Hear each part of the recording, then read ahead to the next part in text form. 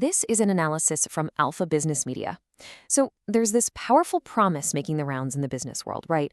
Unparalleled efficiency, all powered by AI. But here's the thing. That promise? It's hiding a really dangerous paradox, one that could pretty much make your whole marketing strategy worthless. And let's be clear, we're not talking about some slow, gentle decline here. No, this is a rapid implosion of a strategy that's been the go-to for the last 10 years. And figuring out why this is all falling apart, well, that's absolutely critical if you want to survive what's coming next. All right, section 1, the AI efficiency trap. We're looking at how chasing volume is creating a commodity crisis. For years, you know the dream, right? Marketers wanted to just dominate search rankings by pumping out tons of content. And now, AI looks like the ultimate shortcut, a way to just churn out content on a massive scale. But yeah, this is exactly where the trap is being set. So here's the paradox in a nutshell. The very quest for efficiency, it's completely backfiring. By using AI to just flood the internet with articles, what are we really doing? We're not creating value. We're creating a commodity. We're all ending up using the same tools to say pretty much the exact same things. I mean, just think about it for a second. When literally anyone can generate 1,000 articles in a single week, the barrier to entry for creating content, it doesn't just get lower, it completely evaporates. And what that does is it unleashes this digital tsunami of just mediocre, soulless content. It makes it practically impossible for anyone to stand out, and it's actively dragging down the value of the entire digital space. Okay, moving on to the great content devaluation. This is kind of an economic lesson in how value can just evaporate. And to really wrap our heads around how serious this content crash is, we actually need to look at a cautionary tale from the real physical world. It's a perfect lesson in how perceived value can disappear, well, almost overnight. So let's talk about Nepali Pashmina. When the real authentic stuff became a global sensation, what happened? Well, the market got flooded. And I mean flooded with cheap, mass-produced imitations. What looked like a huge win for efficiency was actually a total disaster just waiting to happen. And all of a sudden, you, the consumer, couldn't tell the difference between this luxury, handcrafted item and a cheap knockoff. The word pashmina itself just lost all of its premium meaning. The market learned a really hard lesson that day. When you take something special and turn it into a commodity, its value just, poof, evaporates.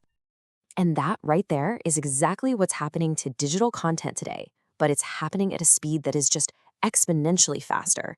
When every single business is using the same AI to generate what are basically identical articles, the actual value to the reader, it just plummets down to near zero. It's the pashmina problem, but on digital steroids, moving at the speed of light. Okay, next section, the collapsing SEO moat and why yesterday's strategy is really tomorrow's anchor. So this whole commoditization thing, it directly threatens a strategy that's been dominant for a decade, building what we call an SEO moat. So what's an SEO moat? Well, for a long time, this was a really expensive game to play. You'd spend years and, honestly, a small fortune building this huge fortress of content, a library so massive that any new competitor just couldn't afford to catch up. It was a super powerful defense for the big, established players. But AI? AI has just made it completely obsolete. But why? How? Well, it's because it completely vaporizes the single most expensive part of that whole equation, actually writing this stuff by hand. A brand new competitor can now generate what used to take years' worth of work in just a few days. So that very same asset, that fortress that used to protect you, now it's a strategic anchor, just weighing you down in this sea of worthless information. All right, so this leads us to the new scarcity pivot. We're talking about a shift from information arbitrage to opinion leadership. So if volume is worthless, then the big question is, where's the value now? Well, it's basic economics, right? When a resource, like, say, generic information, becomes super abundant, its value crashes. But the value of whatever is still scarce, that skyrockets. And that is the pivot we're talking about. It's a strategic shift away from just competing on the volume of content and moving toward monopolizing a niche of high-value, defensible opinion. You see, the new scarce resource isn't information anymore. It's genuine expertise. It's having a unique point of view and, frankly, having the guts to take a stand. The future is not about answering the same old questions. It's about asking new ones, questions that only you can answer. I mean, just look at the contrast here. On the left, you've got your generic, totally AI-friendly topics. 5 health benefits of drinking Nepali coffee.